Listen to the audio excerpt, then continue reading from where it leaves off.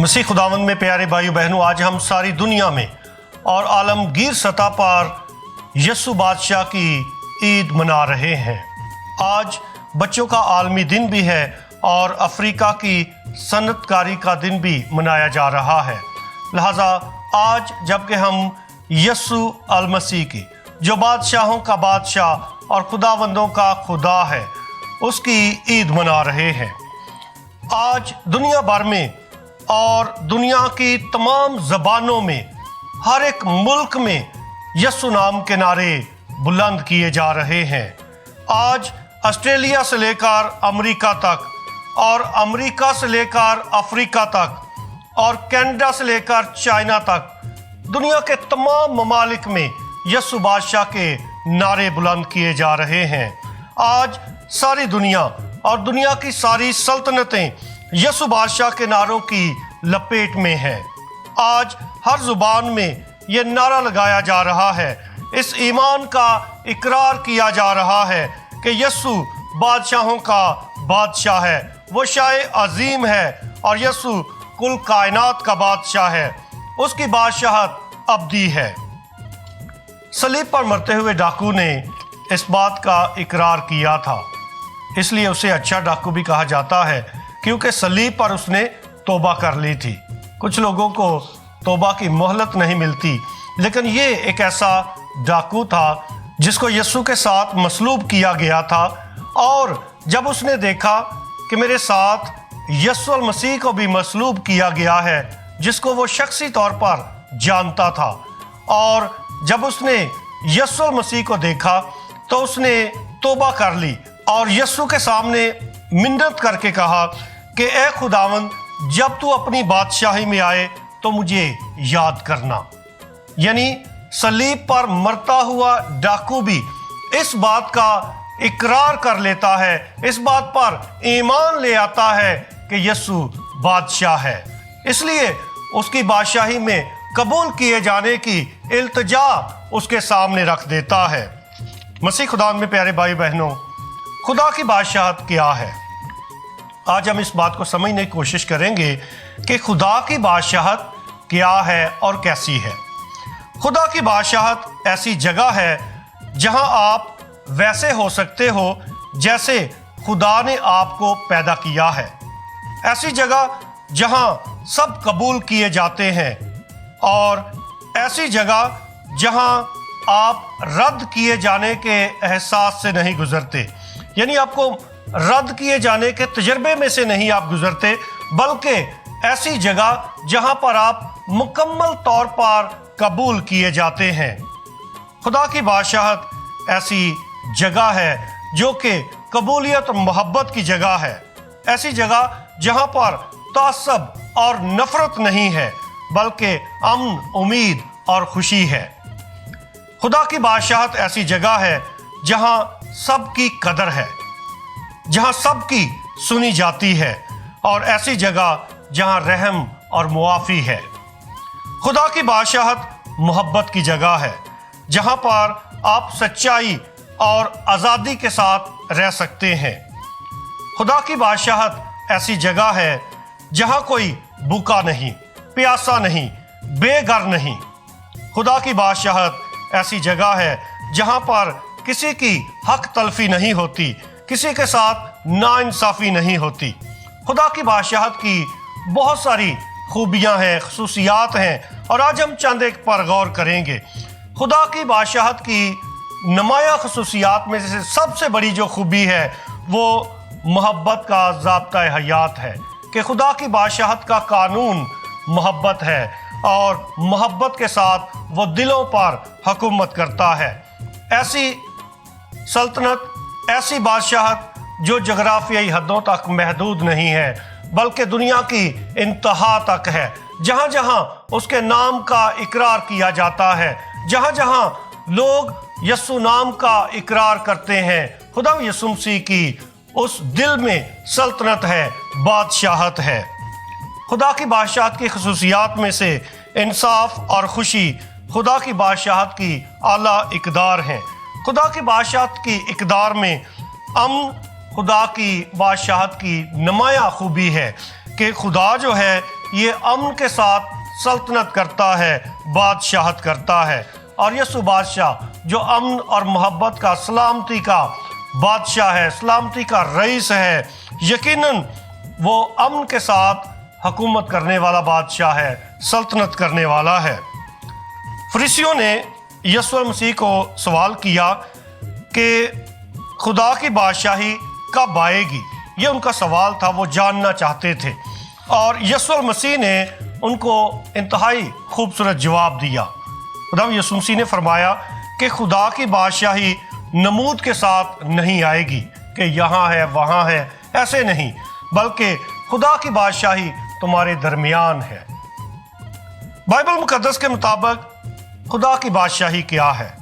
Bible مقدس کی روشنی میں یا بائبل مقدس کے مطابق خدا کی بادشاہی خدا کا وہ قانون ہے جس کے تحت تمام انسان اپنی زندگی بسر کرتے ہیں۔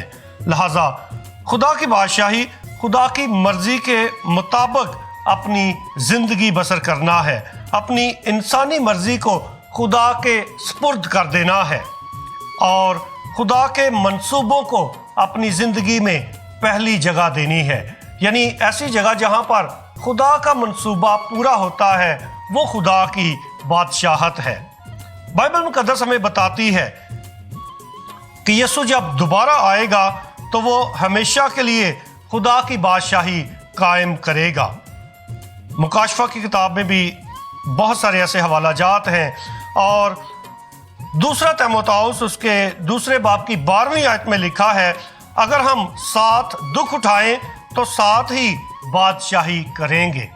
یعنی خدا یسوع مسیح جب دوبارہ آئے گا اور ہم سب جو شاید اس دنیا میں دکھ سہتے ہیں، اضطراب رسانیوں کا شکار ہوتے ہیں، ہم یسوع المسیح کے ساتھ بادشاہی کریں گے۔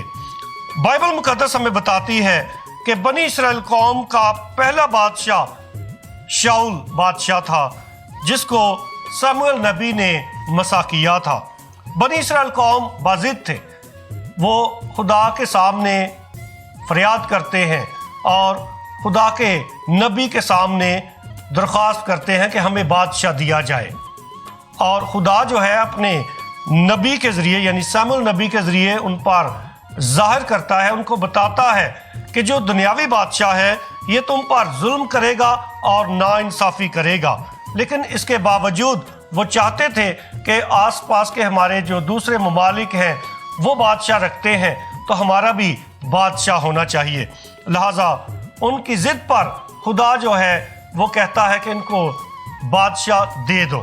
لہٰذا بنی اسرائیل قوم کا جو پہلا بادشاہ ہے وہ شاؤل بادشاہ تھا، جس نے یقیناً خدا کو بھی ناراض کیا اور لوگوں کو بھی ناراض کیا، اور خدا بھی اس سے ناخوش تھا کیونکہ وہ وفاداری کے ساتھ اس نے بادشاہت سلطنت نہیں کی تھی، خدا کا وفادار نہیں رہا تھا، اس لیے خدا اس سے ناخوش ہوا، کیونکہ دنیاوی بادشاہوں کی طرح اس نے بھی لاپرواہی اور غیر ذمہ داری کا مظاہرہ کیا تھا۔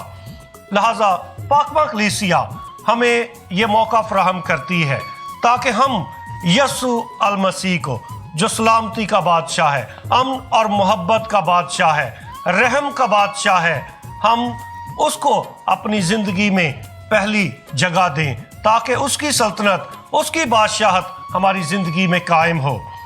اس لیے پوپ پائس 11ویں نے 1925 میں جب دنیا کے حالات دیکھے، خاص طور پہ پہلی جنگ عظیم سے پیدا ہونے والی صورتحال جس میں دنیاوی حکمران جو ہیں وہ ساری دنیا کو اپنے زیر اختیار کرنا چاہتے تھے، اس لیے پوپ پائس 11ویں نے اس بات کو ضروری سمجھا کہ ہم یسوع بادشاہ جو کل کائنات کا بادشاہ ہے اس کا پرچار کریں اور اس کی عید منائیں اور اسی کو اپنا بادشاہ تسلیم کریں تاکہ اس دنیا میں امن، محبت اور انصاف کی بادشاہت قائم ہو۔ یسوع مسیح کی جو بادشاہت ہے اس کی زندگی کے ایسے واقعات ہیں جو ظاہر کرتے ہیں کہ در حقیقت وہ نجات دہندہ ہے اور وہی بادشاہ ہے اور وہی خداوندوں کا خدا ہے، ایسا بادشاہ जो चरनी में पैदा होता है। और खुदा यीशु मसीह की चरनी में जब पैदाइश हुई तो मशरक के लिखा है कि कई मजूसी, कई बादशाह जो है वो तहाइफ लेकर यीशु बच्चे के पास आते हैं एक सितारे की रहनुमाई में, जो चरनी पर आकर ठहर गया। और वो खुदा यीशु मसीह को सोना, मुर और लोबान ये तहाइफ पेश करके सिजदा करते हैं। और लिखा है कि वो दूसरी राह को चले गए, यानी खुदा यीशु मसीह के साथ मुलाकात ने उनको मुकम्मल तौर पे तब्दील कर दिया और वो नए इंसान बनकर नई राहों के मुसाफिर बनकर चले गए। ये यीशु मसीह के साथ जो बादशाहों का बादशाह है, बादशाहों की मुलाकात जब हुई और इस मुलाकात ने जो दुनियावी बादशाह हैं उनके दिलो दिमाग, रवैया जात, मंसूबों को मुकम्मल तौर पे तब्दील कर दिया। और लिखा है कि वो दूसरी राह से चले गए, यानी जिस राह से आए थे उस राह पे नहीं गए, बल्कि उन्होंने नई राह तलाश की। खुदा की मदद से, खुदा के पाक रूह की हदायत से वो एक नए रास्ते का चुनाव करते हैं, उस पर चलने का, उस पर जाने का फैसला करते हैं। यीशु के साथ मुलाकात आपकी जिंदगी को बदल सकती है। खुदा यीशु मसीह की गहरी मुलाकात आपकी सोच, आपके रवैये, आपके मंसूबों को यकसर तब्दील करके रख सकती है। जैसे ये बादशाह जो खुदा यीशु मसीह के लिए तहाइफ लेकर आए, उसको सिजदा करते हैं और दूसरी राह से चले जाते हैं। ये वाकया जो है हमें बताता है कि जब यीशु मसीह हमारी ज़िंदगी में है, उसकी रोशनी हमारी ज़िंदगी में मौजूद है, तो वही हमें एक नई सिमत देता है, नई राहें दिखाता है, जो ज़िंदगी की राहें हैं और नजात की शाहराहें हैं। मसीह खुदा में प्यारे भाई बहनों, यीशु मसीह की ज़िंदगी का एक और वाकया जो कि इंतहाई अहम है, चरनी के अलावा, चरनी में पैदाइश के अलावा, वो सलीब है। कि जब खुदा यीशु मसीह को मसलूब किया गया तो पिलातुस ने किताबा लिखवा कर उसके ऊपर लगा दिया था, जिस पर लिखा था कि ये यहूदियों का बादशाह है। और यकीनन ये अमल भी खुदा यीशु मसीह की मुकम्मल कामल अल्लूहियत को भी ज़ाहिर करता है कि खुदा यीशु मसीह बादशाह है। और दुनियावी जो बादशाह है वो इस बात का जाने अनजाने में इकरार करते हैं और इस ईमान का इकरार होता है। मसीह खुदा में प्यारे भाइयों बहनों, यीशु मसीह की ज़िंदगी का ये खूबसूरत वाकया जो सलीब पर है, एक डाकू का इकरार करना कि यीशु बादशाह है और उससे इल्तिजा करना कि खुदावंद जब तू अपनी बादशाही में आए तो मुझे याद करना, और पिलातुस का ये किताबा लिखवा कर सलीब पर लगाना कि ये यहूदियों का बादशाह है। यकीनन ये हकायक ज़ाहिर करते हैं कि यीशु मसीह दर हकीकत बादशाहों का बादशाह है, खुदावंदों का खुदा है। मुकाशवा की किताब जो है ये फतहमंद बर्रे का जिक्र करती है कि बर्रा जो है वो अल्फा और ओमेगा है, इब्तिदा और इंतहा है, अव्वल और आखिर है। यीशु मसीह फतहमंद बर्रा है, लिहाजा फतहमंद यीशु बादशाह और उसकी कलीसिया भी उसके साथ फतहमंद है। गो के मुकाशवा की किताब इज़हार सानियों का भी जिक्र करती है कि कैसे इब्तदाई कलीसिया ने यीशु मसीह की खातिर दुख उठाए, कैसे वो अजियत में से गुजरते हैं, लेकिन इसके साथ साथ जब बर्रा फतहमंद है तो उसकी कलीसिया भी फतहमंद है। दुनियावी दुख परेशानियां हमें यीशु से कभी भी जुदा नहीं कर सकते। लिहाजा मुकाशवा की किताब उसके 19वें बाब की 15वीं आयत में लिखा है, और उसके लिबास और रान पर लिखा है, बादशाहों का बादशाह और खुदावंदों का खुदा।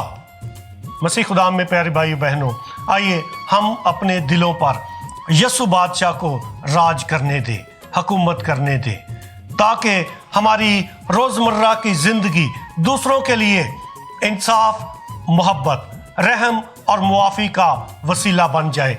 आप सबको हमारे चेयरमैन جو کہ ریڈیو ویریتاس ایشیا کے چیئرمین ہیں، فضیلت مواب archbishop doctor Joseph Arshad, اور ہماری ساری ٹیم جو ہے مس ارم اور فرانسس زیویئر، آکاش گل اور مس ثنا جارج، ساری ٹیم کی طرف سے آپ سب کو یسوع بادشاہ کی عید، جو بادشاہوں کا بادشاہ ہے، خداوندوں کا خدا ہے، یہ عید آپ سب کو بہت بہت مبارک ہو۔ اگر آپ اپنے بہن بھائیوں کو یسوع بادشاہ کی عید مبارک کہنا چاہتے ہیں اور یہ پیغام ان تک پہنچانا چاہتے ہیں تو اس ویڈیو کو ضرور لائک کریں، شیئر کریں اور اپنے بہن بھائیوں تک پہنچائیں۔ ان کو بھی یہ لنک اس کا جو ہے وہ ضرور شیئر کریں تاکہ آپ حقیقی طور پہ ان کے ساتھ یہ پیغام بانٹ سکیں اور یہ خوشخبری جو ہے آپ کے ذریعے ان تک پہنچ سکے۔ آپ سب کو یسوع بادشاہ کی عید بہت بہت مبارک ہو۔